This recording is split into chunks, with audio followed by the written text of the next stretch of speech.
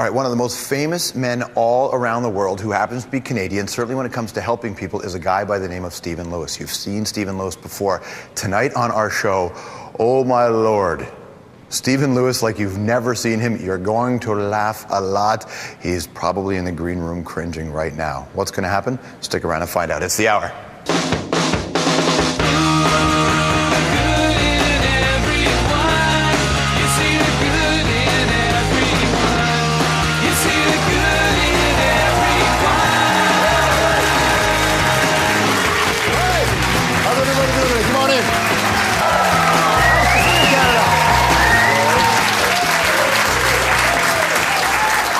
I'm your boyfriend, George Strombolopoulos. I don't say I'm your boyfriend with any sense of ego. I say it with humility. I feel lucky to be dating you after this long.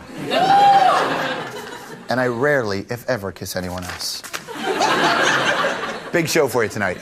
Very excited to have one of this country's most talented songwriters. You in Winnipeg, Manitoba, stand up and take a bow. Chnantal, Kreviazuk.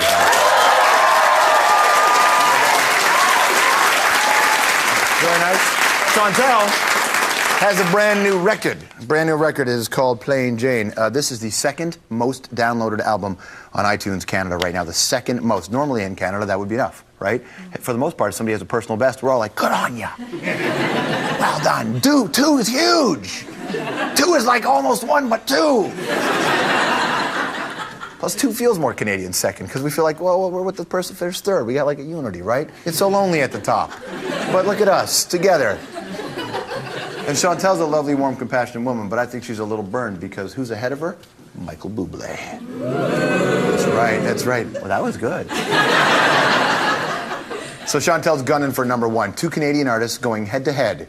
Get ready for the most polite rock and roll feud of all time. And I'm going to fan the flames. In fact, I'm going to pour kerosene on these flames because I want, in this country, a Biggie Tupac style East Coast West Coast battle. But I don't want totally Tupac Biggie. I don't want anybody with guns. I don't want guns. We don't need guns, okay? Not for this battle. I want Timbits. But and I want Timbits covered in snow, not in ice, because then you're just being a dick. Timbits covered. That's what we want. So it's gonna be a hell of a battle. Speaking of battles, Battle of the Blades happening. You guys been watching Battle of the Blades? You guys right? Good ratings. So Battle of the Blades this Sunday, it's down to 6 couples, 8 p.m. on CBC television. Now, every week on this program, they have guest judges. Don Cherry's done it. Kelly Rudy's done it. There is a special guest judge this week, and I'm very excited to tell you that on Sunday night, a true expert. Like, you could argue that there is but you could take all the people who have figure skating knowledge in the world, and I mean the whole world. You could combine all their knowledge, and it's not half of the figure skating knowledge of the guest judge. Me.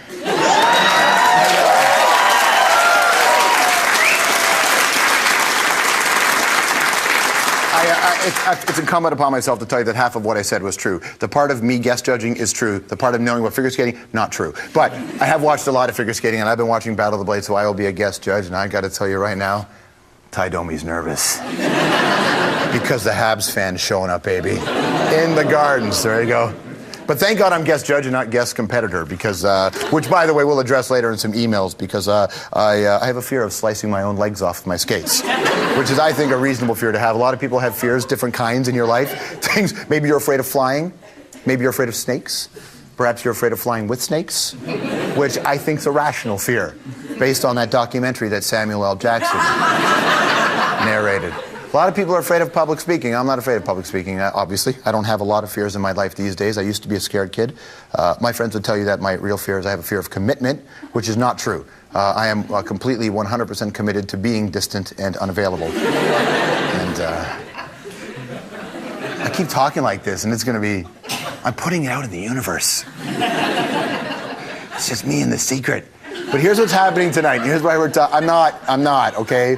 So if you read The Secret, don't email me about it. I don't want to. I'm not, all right? But you know Stephen Lewis is on the show tonight, right? Stephen Lewis will be here.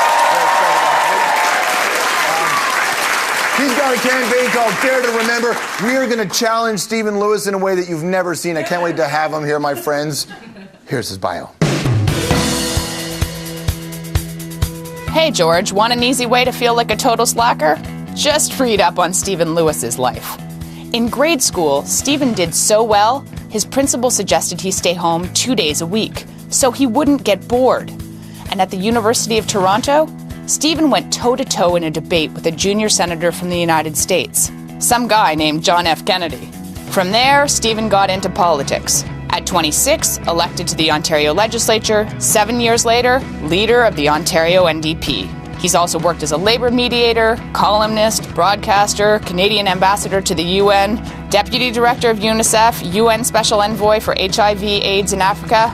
Plus, he started his own charitable foundation. And here's the amazing thing. The guy never even graduated university. Nope, Stephen went straight to Socialist International, a global organization of left-wing political parties. That's when he got hooked on Africa. See, he went to a conference in Ghana and ended up teaching and traveling in Africa for 2 years. He's never looked back. You can see how a very small amount of money, a few $1,000s, revitalizes life for a community. Stephen's latest project is called A Dare to Remember. What's that all about? Well, George, I'll let him explain it to you. But pretty much, he's begging you to challenge him to a dare of a lifetime. Yo, what's up? This is Chaos. I'm here at the Hudson's Bay Committee because I am doing A Dare to Remember to the Stephen Lewis Foundation. Please welcome back to the program, Stephen Lewis. How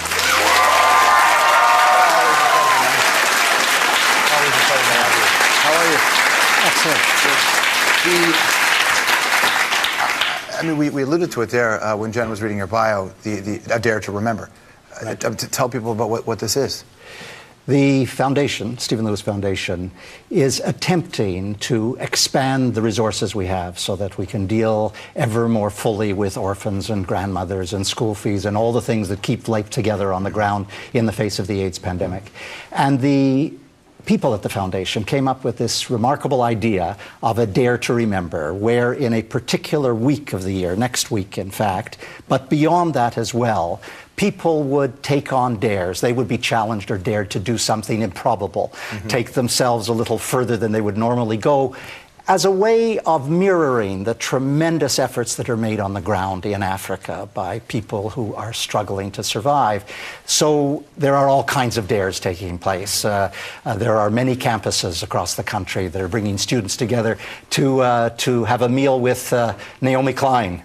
So there's going to be Dine with Klein. Nice. and there are simple dares like giving up coffee for a while. There's a 12-year-old boy who's going to try to stop biting his nails, something I have not succeeded in doing in 72 years. But you have a reason for anxiety. The 12-year-old boy's got nothing to be anxious about. Yeah, but these aren't anxieties, these are neuroses. And I share this with Gordon Brown, the Prime Minister of the United Kingdom. I feel very good about that. Now, is it like when you're at a meeting with these guys, do you look down and see their chewed up cuticles and go, I'm a brother, we're brothers? I feel a sense of solidarity that I can hardly express to you. It really bonds us.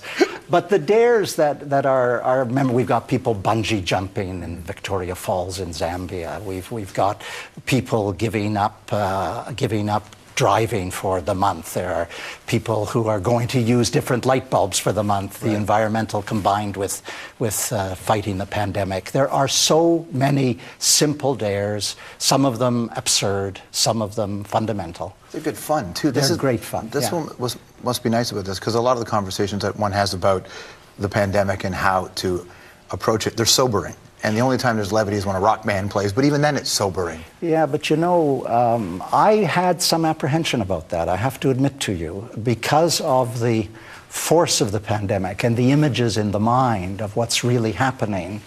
The idea of enlivening it in this way, in this challenging and unusual undertaking, it worried me for a bit. And then I saw how people all across the country are taking it up. You know, a little girl in Ottawa who wants to walk as many steps as it would take to climb the CN Tower, and this young man who took a canoe and portage through the streets of Toronto, and all of the things that... That's the reason the traffic sucks. Precisely. This experience, obviously, you've been to Africa many, many times. You've dealt with this. You just recently got back? Yes, I did. I was there for a month. Are the trips different as they go along? Was this a different trip than previous ones? This was the most different. This was a trip where I was stunned by the progress that was being made on the ground in the projects which the foundation supports. there wasn't the same air of despair and anguish. There was a very palpable sense of hope.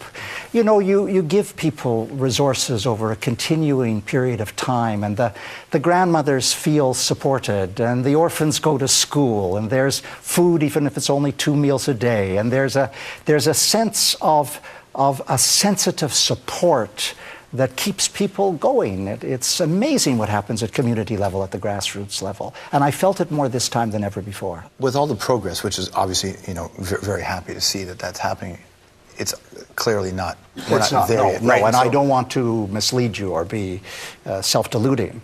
The overall picture remains grim. We've got 4 million people in treatment now. There are 9 to 10 million people who require treatment tomorrow morning. So we're many millions short, and whether we'll be able to get the antiretroviral drugs out to them in time is anyone's guess. Now, there was talk about 2010 being the year where everybody around the world had access to the kinds of and we're not there, are we? Nowhere near, no. It was to be universal access to treatment, prevention, and care, and we're nowhere near there. For every person we put into treatment, there are 2 to 3 new infections. So the virus continues to outstrip our capacity to respond.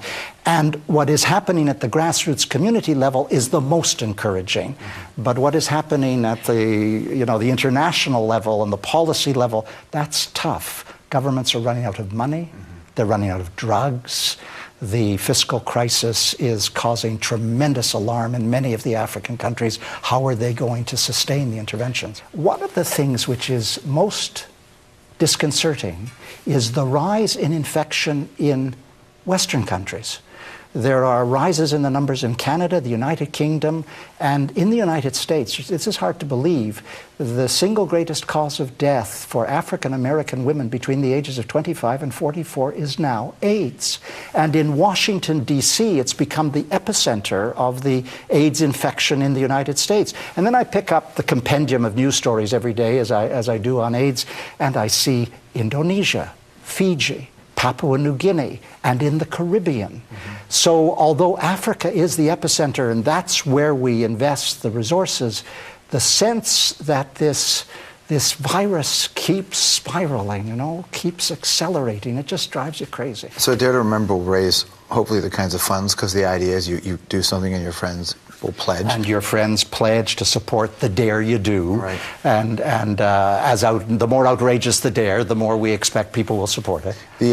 What's the human toll on you these days? I mean, I know that you're not making a lot of money doing this. You're traveling the world because you care. This is something that's important to you. You've been publicly lauded. You've had difficulties in the United Nations. At this stage of your life, how's your intellectual, emotional fatigue about this?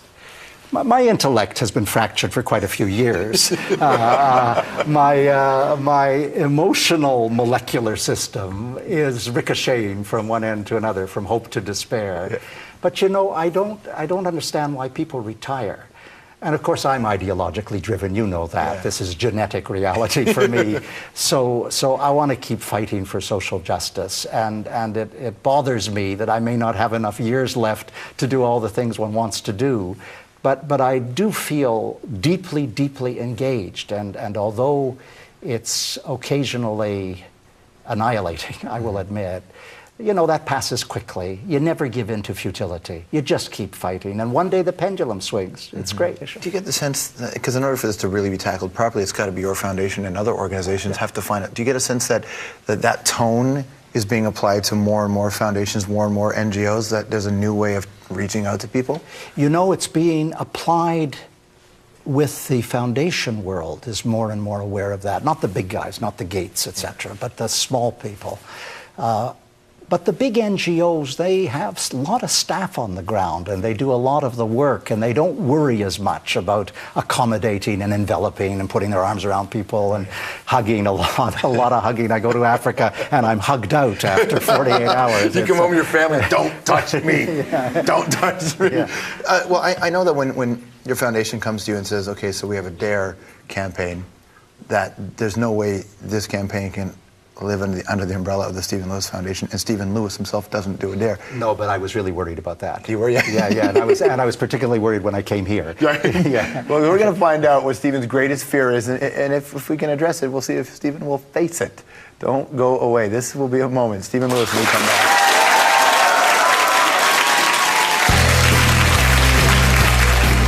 your greatest fear is something that you need to address here. What is your fear? My fear? Yeah. So I'm going to self-immolate on national television. It's better than burning yourself.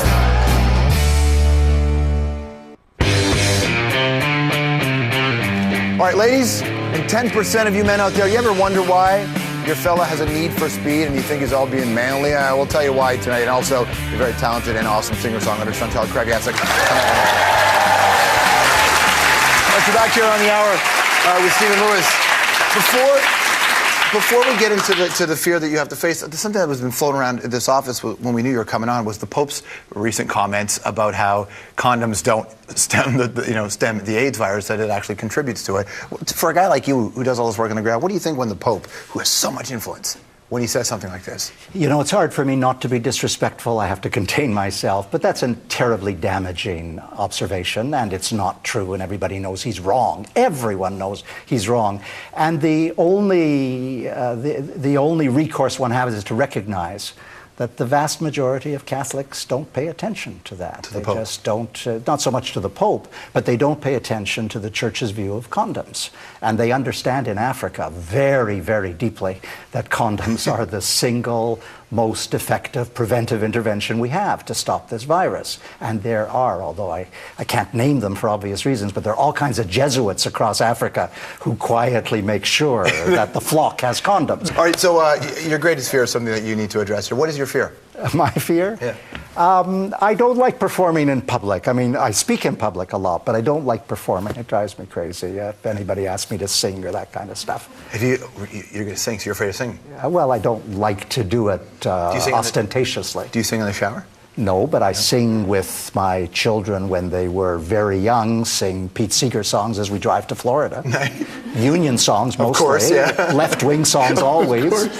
So the idea of you like getting in front of all the people here in the audience and the people at home who are watching us and everybody watching online, for you to perform and sing with a rock band, how would that... Oh, that's ridiculous. Yeah. A rock band? Excellent band from Hamilton, Ontario called the Arkells are here. Stephen Lewis is going to sing with Arkells. Now, wait a minute. No, just a second. I haven't practiced with Yo-Yo Ma. No. You should get Stephen Harper to sing with the Arkells. And I don't know the Arkells. Okay. You will know them. They're wonderful. I don't know the song. And I see. So I'm going to self-immolate on national television. It's better than burning yourself. It's better than burning yourself. Yes, okay, all right. A dare, you have to do something like you said that you would be out of your comfort zone with. Look, if humiliation brings money to the foundation, this is the time. Excellent band called Arkells. Stephen Lewis at the mic. We'll be right back. That was good, actually. Compelling guy. Oh, thank goodness. Here, Carm, take that. Oh, why? What am I doing with this? They need it in there. Stephen Lewis is about to rock out, so you gotta play roadie. Just take it in there, okay? All right. Scott, why can't you do it? I can't let Stephen Lewis see me. Why Some not? bad blood between us. What are you talking about? Well, when I was a kid, I was his neighbor, and I toilet papered his house.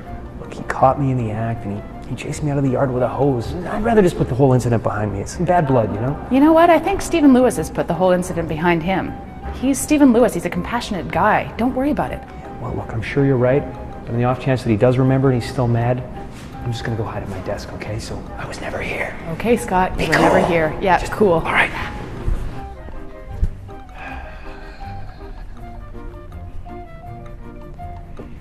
Touche, Mr. Lewis. Touche.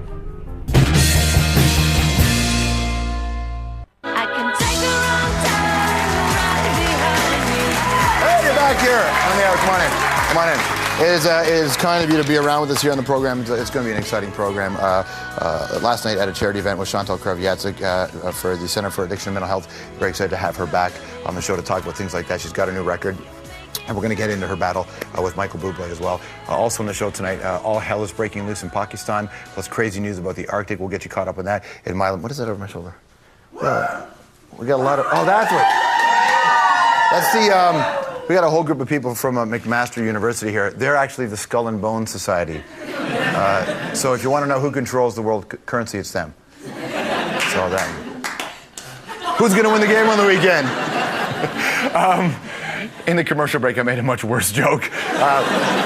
Saturday night, maybe you're planning for your television viewing for Saturday night. Hockey night in Canada, as always. The legendary broadcast, Leafs and Rangers. Hold out hope, Leafs fans. Maybe you'll get a win sometime soon. Rangers they've won 6 in a row. They haven't lost. And if you're watching the Montreal-Ottawa game, if you're Toronto or east of that, as McLean would say, it's Alexei Kovalev's first game back in Montreal. So that Habs-Sens game is going to be a hell of a game to watch on CBC. Not just for Kovi's return, but former Habs coach Guy Carbonneau, who was fired rather unceremoniously, will make his debut in the broadcast booth with the great Bob Cole. As a Habs fan, I watch those games on the Center Ice package, and I get to hear Bob Cole call the game, having Carbo. It's going to be a hell of a night. And last night, Theoren Fleury was on our show, and he had talked a lot about what he was going through. He dealt a lot with the abuse that he dealt, with personally, and he'd mentioned a website called 1in6.org. So I just want to clarify something for you. If you go to 1in6.org and you write 1 in 6, you'll see that it's a prostate cancer research website. It's a foundation, right? 1 in 6. But that's if you spell out the letters 1 in 6, ONESIX. If you use it as digits, 1in6.org. If you see up there in the address bar, that's the website to deal with with male sexual abuse and your experiences. So make sure you check that out. Okay. Speaking of ice, if I may just say it, remind you what I said off the top. This Sunday, CBC television, Battle of the Blades. That's the voice I'll be using when I'm a guest judge. Battle of the Blades. My collars will be 6 inches bigger than cherries. Time to read your email. All right, here we go. Emails from you. So Stephen Lewis is coming up, and we talked about the big dare. There's going to be a big dare for him tonight. And in the commercial break, I run out and I check on him. Right? Hey, on my back. And Stephen Lewis is getting a little bit nervous, but I have to do a dare as well. And so I've been asking for your submissions, and so you've sent a bunch, and I appreciate this one. Somebody named Dominique has right. I dare you to pair with Kurt on Battle of the Blades. Kurt Browning. I'll do it. Although I got to tell you, it's going to be way more of a challenge for Kurt because I can't skate backwards. I'm not very good at stopping, and I'm now at this stage of my life damn near 180 pounds. So there's no way this would end well for Kurt Browning. Hey, George, for your dare, I should wear a Maple Leafs jersey while driving the Zamboni at the ACC for a hockey night in Canada game, so it'll bring the project to more people. That's from Michael in St. Thomas, Ontario. I don't know if I could do that. It might kill me to wear a Leafs jersey. At the very least, I'll get an awful rash. And plus, I've never Zambonied ice before, so I'd probably screw up the ice. Some Leaf will end up being injured and be out for the entire... You know what? Actually, I could do it. I could do that. It is for charity, after all. George, this is from Sean. Sean says, for the Stephen Lewis Foundation, I should set up a kissing booth in Toronto, $1 a smooch, because I am Canada's boyfriend, after all. So, Sean, essentially, you're daring me to get mono. I don't think I should do that, although I could use the sleep. Maybe a kissing booth. Yeah, that's right. That's right. For your act, my mom, who is a school principal, suggested that you should come to her school in Barrie to work as an uncertified supply teacher for a day. That's from a woman named Danielle. Danielle, I'm a television host. I've been teaching kids uncertified for ages. Dear George, from Daria, I dare you to go speed dating with the singles of Toronto. I appreciate all the howls, but me speed dating is hardly out of my comfort zone. You really want to test my comfort zone? Dare me to get into a long-term relationship. That'll scare them. I'm just kidding. This is a dare from Jen. Simply reads, children's birthday party entertainer a la Wiggles. Is Wiggles really a kid's entertainer's name? That seems hugely inappropriate. Oh, you want me to go and be an entertainer? Jen, I'd like this dare. I would be up for it. But I really don't have a routine. So what I'll do is I'll just dress up in a clown costume, and I'll just do Sam Kinison material. How would that go? You think it look fine? Lots happening in the world, my friends. Here's Mile a Minute.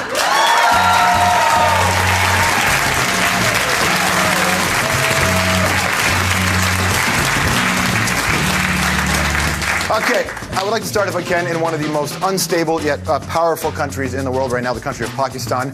Today, militants attacked police and security forces, killing dozens of people. Now, authorities think the Taliban are behind it. Over the past 3 weeks, the attacks have been non-stop. And think of the numbers. At least 170 people have been killed. In fact, last week, the Taliban invaded Pakistan's military headquarters, which is like attacking the Pentagon. Of course, now the big question is, can Pakistan keep their nuclear weapons safe? The government obviously said, sure we can. They say there's no danger at all. None? Really? No worry?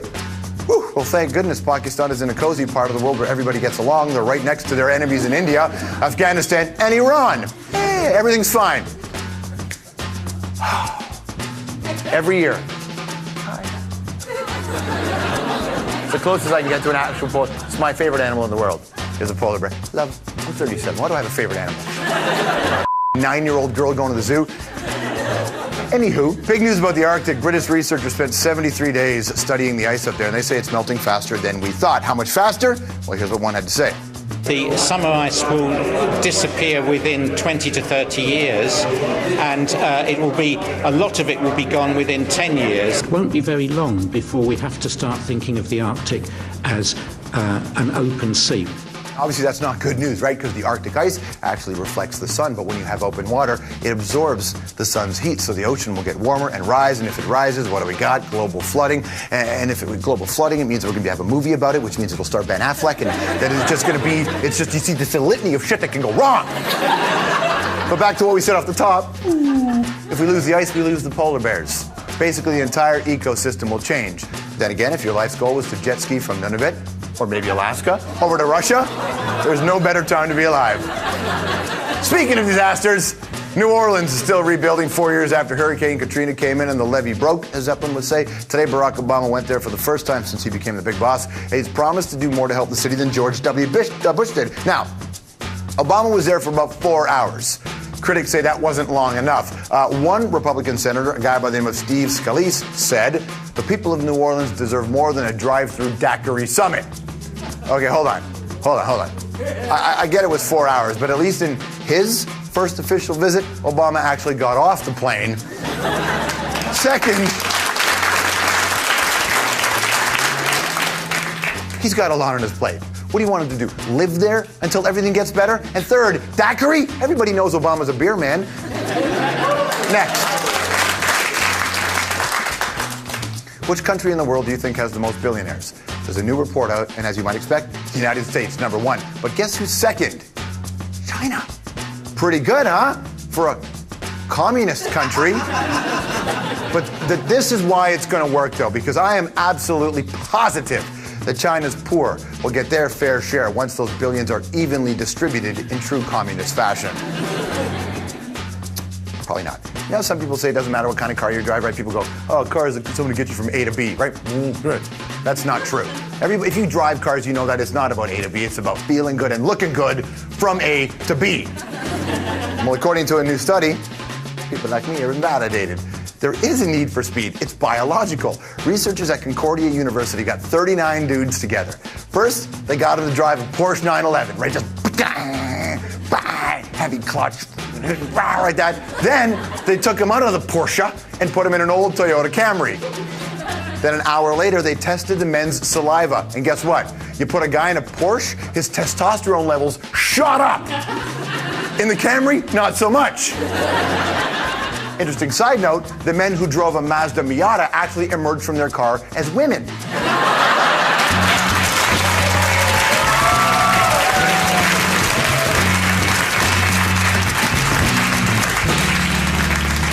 All right, maybe not. Chnantal Kreviazuk is here. It's great to have her back in the program. She's got a brand new CD. We'll talk about it. First, her bio.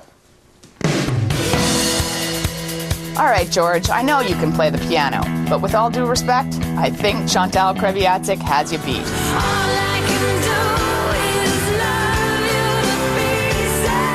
Yep, Chnantal could pretty much play the piano as soon as she touched it. She picked it up as a kid, basically playing by ear, then took classical training. She wrote a few commercial jingles, played the odd lounge show, but for the most part, she kept her writing and composing to herself. Then at 20, everything changed. See, Chnantal was in a bad motorcycle accident in Italy, and while she was recovering, she realized she wanted to create music on her terms. So when she got back to Canada, she pursued a record deal. 2 years later, she got one and put out her debut album, Under These Rocks and Stones. Next, for the Armageddon soundtrack, she covered Leaving on a Jet Plane.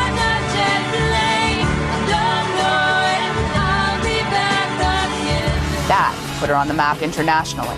From there, she put out her second album, Color and Moving Still.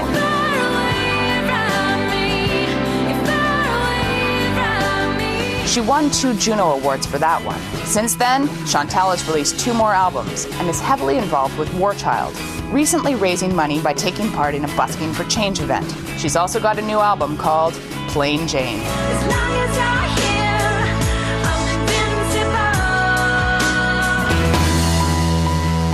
Everybody, Chnantal Kreviazuk.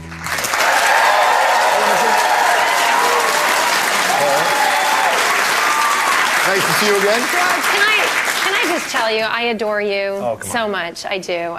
Careful, your husband's on our Christmas special. I might try to break you guys up before then. I want to ask, how is it possible that we were both at the same event last night? We both, I think... Late, too. We were both there late. We both consumed an equal amount of beverages, be they alcoholic or otherwise, I think. Water. Well, whatever. I'm from Winnipeg. But anyway... I am really kind of at a loss today. I'm watching you, and it's like, I don't know how you do it. Dude, I gun back so many energy drinks before the show. Is that what it is? Well, today, yeah. Okay. I used to be able to do all this when I was 26 years old. Now I'm just like, it's harder, right? It's crazy. Yeah. You did a great job last night. Oh, thank you so much. It was a cause that's very close to your heart. It was the Center for Addiction and Mental Health. You've done a short film about this subject. It's in your family. It's something you deal with, right? Yeah, it's something, when I was about 19, I lost somebody I cared for very much to a very quick turnaround to mood disorder.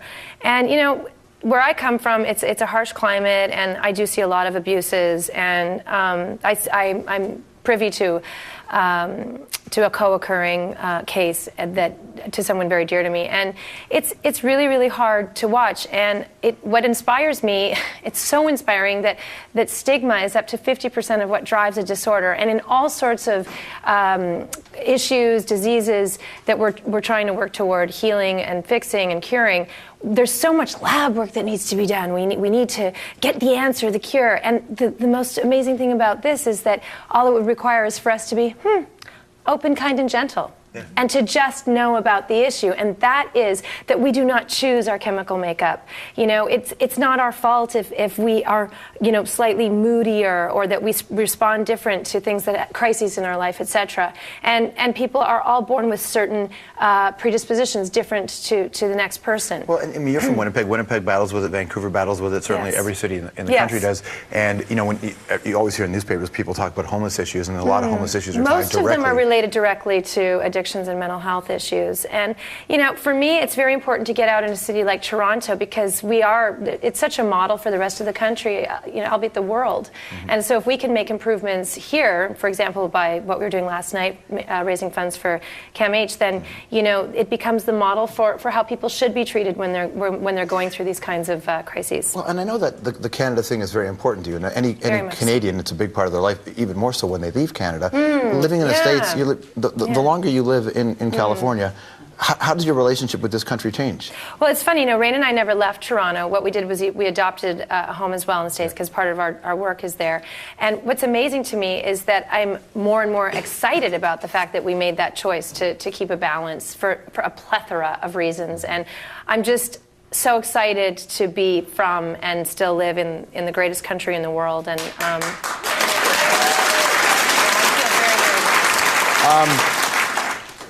something sort of occurred to me here. This is the 3rd time you've been on our show. Yes. And this is the first time you're not obviously pregnant. I have a relatively flat tummy. It's exciting. Should we, in the commercial break, give you a pregnancy test? Oh, I thought you were going to say, should we give you a conjugal visit with Rain? I'm sure you don't need that from us. I'm sure you're not. So, okay, so this is the first time you have. Is it nice to be able to go on a press tour? It must be different when you're not with child. Yeah, I think I'm so used to being pregnant at this point that it's hard to imagine that I'm not. But you know what, George? I love being pregnant. I love some people prefer only sunny days. I love all kinds of weather, and I love all aspects of my humanness and my experience in this life. So. Well, who's the Plain Jane in the title of your new record? That's one part of me. It's a big part of me. Yes, and this is the thing about this record. If you get my record, you will understand that, believe it or not, your life is better not having fame and notoriety. Yeah. Yeah. Somebody said to Bill Murray, "I'd like to be rich and famous like you," and Bill said, Why don't you try Rich and see if that doesn't cover it? Yeah, no, it's amazing because I think people that even are accomplished and successful and rich, they still feel like, oh, the final frontier of fame. And honestly, I can't think of a bigger curse. And that's been the great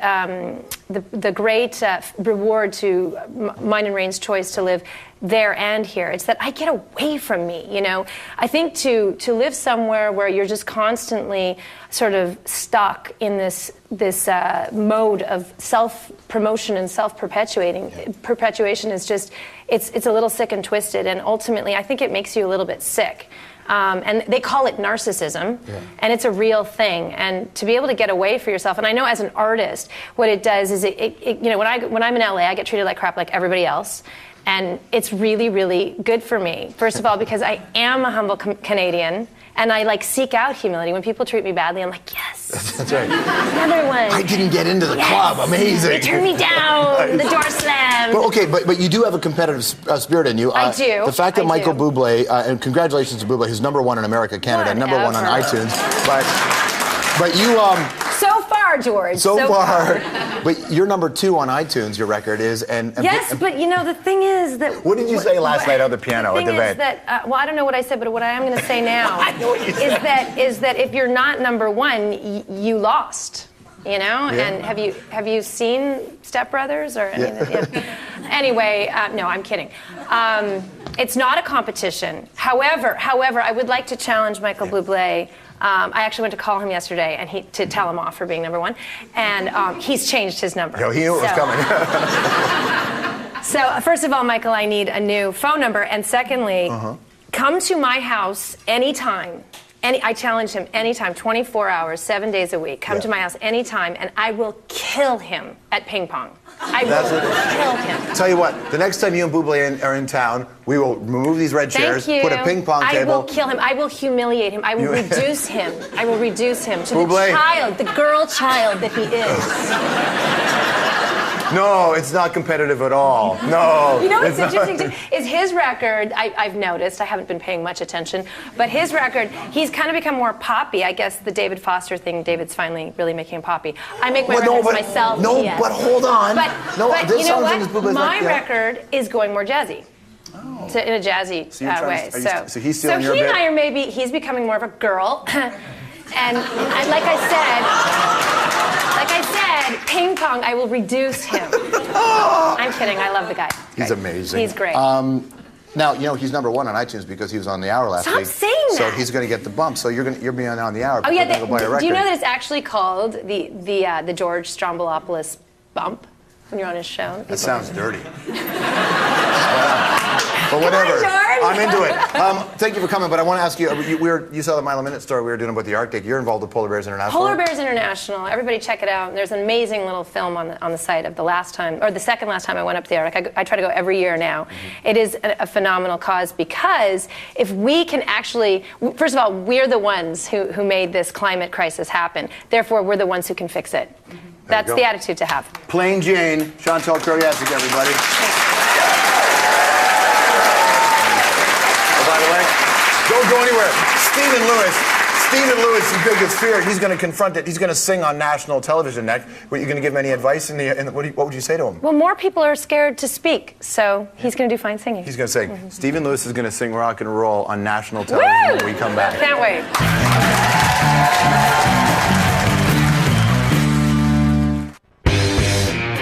Please come check us out tomorrow on the program. Michael Bublé is going to be here. Chantal's mad, but not just Michael Bublé. Also, the very lovely, handsome Clive Owen will be here.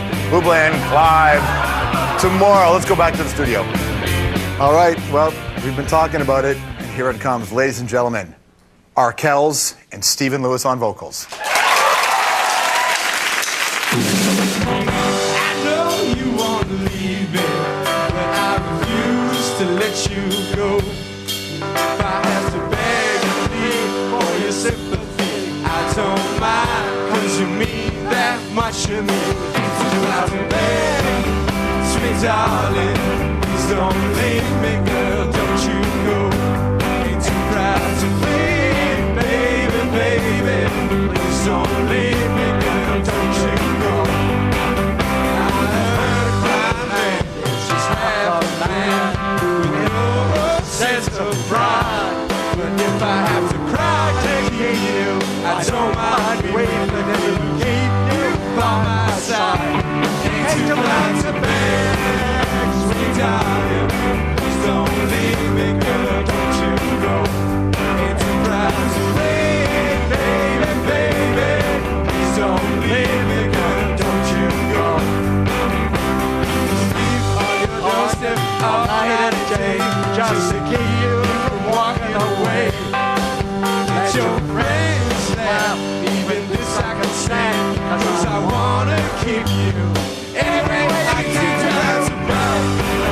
Sweet darling, please don't leave me, girl, don't you go. Ain't so proud to please, baby, baby. Please don't leave me, girl, don't you go. I got love so deep in the pit of my heart, and each day it grows more and more. I'm not ashamed to come and plead to you, baby. If pleading keeps you from walking out that door, ain't too proud to beg, sweet darling. Please don't leave me, girl, don't you go. Ain't too proud to plead, baby, baby. Please don't leave me, girl, don't you go.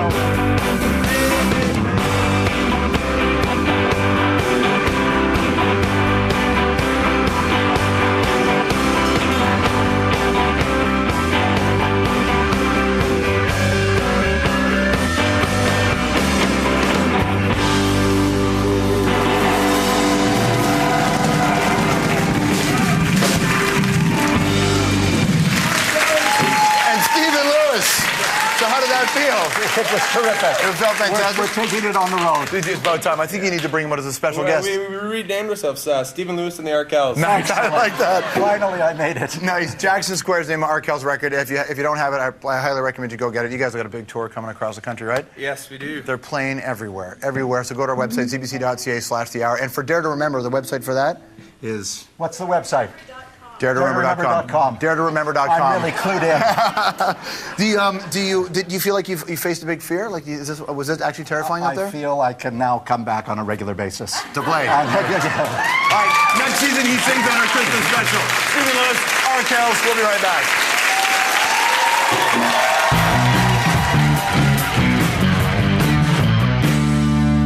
The World of Good News is brought to you by TD Canada Trust. Banking can be this comfortable. The World of Good News. All right, here we go. Love to end your day with a little bit of a smile. Tonight's good news is from the other side of the world, unless you're watching it there online, so it's from where you are. It's about a 10-year-old girl from New Zealand. Her name is Abby Woodsler. So last month, Abby's on vacation with her family, and they're in Samoa during the tsunami. So, before the tsunami hit, Abby, the little girl, noticed all the warning signs. She had learned about it in school. So she's sitting there, and all of a sudden she sees this thing. And she starts running along the beach, little girl, bombing down the beach, started yelling at people, get the higher ground, the tsunami's coming, get there. But usually, you probably fall victim to this, you just ignore a kid who's yelling at you. People actually listened to her, ran, minutes later, boom, the tsunami hit. And because of Abby, dozens of people survived. She saved a lot of lives. She'd been given a certificate of bravery from the New Zealand government. Naturally, she's become a bit of a celebrity among her friends. And of course, her teacher's thrilled because, as you can say, it's the first time in 20 years she could absolutely be sure that one of her lessons had sunk in. So great news for Abby. Great news for the survivors. I am kind of bummed for that teacher because, one lesson to one student in 20 years. Let this be a lesson to all you grown-ups, right? Always do everything children say. Always. That's tonight's good news.